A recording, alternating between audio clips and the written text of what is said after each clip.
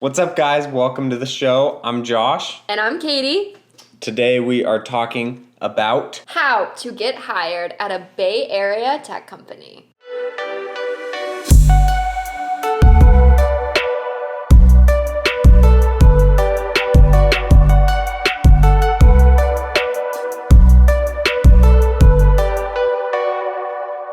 Between the two of us, we have interviewed and gotten offers or worked for Google, Facebook, Robinhood, Tesla, Microsoft, Adobe, Dropbox, Qualtrics, Snapchat, a lot of different private equity firms, and tons of Series A, B, and C startups. We've been around the block when it comes to tech companies. Neither one of us went to an Ivy League school. The computer science program I'm from is ranked 90th in the country. We didn't grow up in the Bay Area. We didn't have connections in any of these places. Like us, if you're from Rural America, suburbia, yeah. Utah, and don't know anyone out here, this is how to get a job at these kind of companies. So we just wanted to make a video where we outline how we got hired, how you can get hired, and just some great tips and tricks to finding a six-figure job in Silicon Valley. Kicking things off, we boiled this down to the top 5 things that we really think are the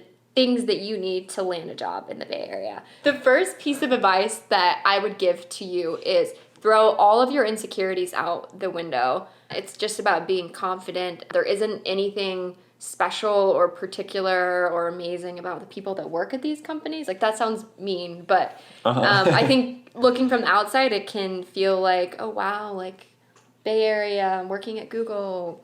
That's insane, totally unattainable, but it's definitely attainable. This process doesn't happen overnight, and it takes a lot of effort over weeks and months and years in some cases. It's really just about being determined, and all those things about your GPA or knowing the right person on the inside really does not matter. And so that's our first tip, is really just throw any insecurities you have out the window. Trying to think of all of the false ideas we had in our head before we came out here. I think for me in particular, I struggled a lot thinking it was just a whole nother league of people that worked and lived out here. It was just a lot of wasted energy, being insecure in the job interviewing process. But if you're confident and present yourself in a confident way, 100% you got this. What it takes to get to that point where you're not insecure is you've just applied and interviewed at a dozen or 24 places already, and you're kind of at a point where if I get the job, great. If not, I'm not going to worry about it. And that's a perfect segue into our point number 2, where it is a numbers game, 100%. So apply.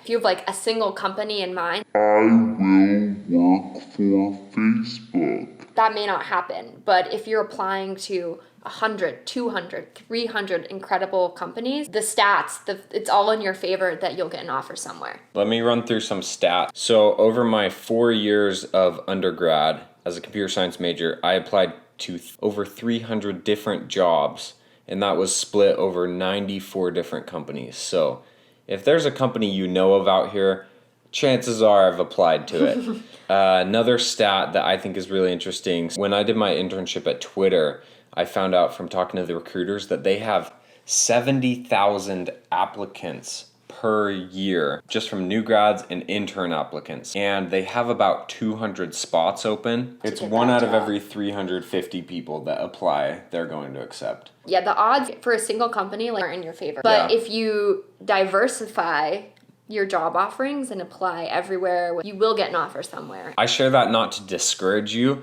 but just so you can understand that do not take any one company personally and one application personally. You really just have to apply everywhere. Some more stats also. The most applications I sent to one company before getting an offer was 14, and that was Tesla.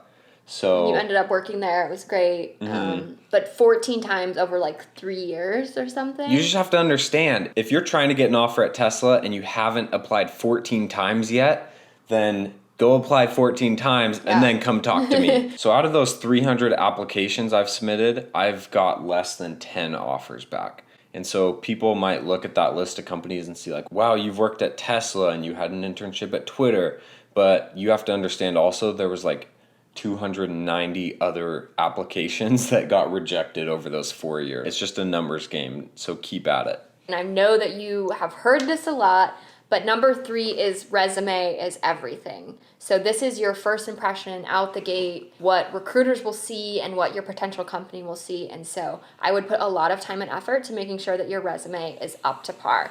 For bigger companies, more likely than not, the first glance at your resume will be done through like a bot online. For smaller companies, you definitely like doing cover letters and putting a picture or sending the recruiter a special note or all of those things to really stand out in the application process is huge for smaller companies. Like it's really critical to have relevant experience. So some ways before we had applied and like got full-time jobs that we found experience on our resume is volunteer opportunities is great. If you can be like an executive director of a computer science project for students or any of those things, like that's a super easy way that you can add something to your resume. A lot of college programs have tutoring that you can do for free. If you're applying for a finance role, you could sign up to be a finance tutor, and those kind of things are super easy to get on your resume and really help you stand out. Also personal projects. So both Josh and I had some entrepreneurial experiences in college where we were working on,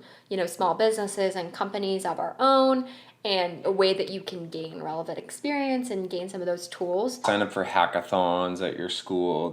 Almost every school has hackathons, and tech companies love that kind of thing. And I would start local for your first paid job experience. Both Josh and I, our very first internships were local companies, but in the work that we wanted to do. So I did sales and marketing positions locally. Josh worked for a couple small startups doing programming. And that was a really easy way that we could get some experience on our resume so that when we were applying to these bigger companies in bigger cities, we had some relevant experience under our belts. AngelList is a really good site for finding local startups that you could work for. Any startups in general, I did most of my recruiting on AngelList. I personally interviewed at a couple big companies, but I knew I really wanted to work for a startup. AngelList is great if you're wanting to be kind of an earlier employee. So tip number 4 is that you need to nail the interview. We have another video and we're going to go into this a little bit more in depth. But the biggest things here, know your stuff, research the company beforehand, know a lot about the industry that they're in so that you can ask insightful questions back. It really breaks down into 2 types of interviews, your behavioral and your technical interviews. How you prepare for both is very different. So we'll go through those in depth in our video, but just know that you need to put a lot of time into preparing and having practice questions. You can find these online really easy for both types of interviews. Having a list of your experiences and really clean format that you can plug into any question is critical. I'm going to outline the STAR process in our other video, so be sure to check that out. So tip number 5 is follow up. It matters more than you think. You can totally make or break your interview process with somebody by following up or not following up. I know some hiring managers and recruiters won't even hire somebody that doesn't reach out for a follow-up. This is definitely more applicable for smaller startup companies. It's very easy to find anyone's email online. If you don't know, go to there's a Norbert site that I use where you can type in someone's name and the company domain. If somebody is gonna take their time out of their day, out of their work day, spend it with you to interview you, that deserves a thank you. It's never gonna hurt you to follow up. So that's it, guys. Those are our 5 tips and tricks to getting an offer in a Bay Area tech company. If you liked this content, be sure to like and subscribe. We got a lot of great tech content coming your way, so subscribe. We'll post new videos every Wednesday. See ya.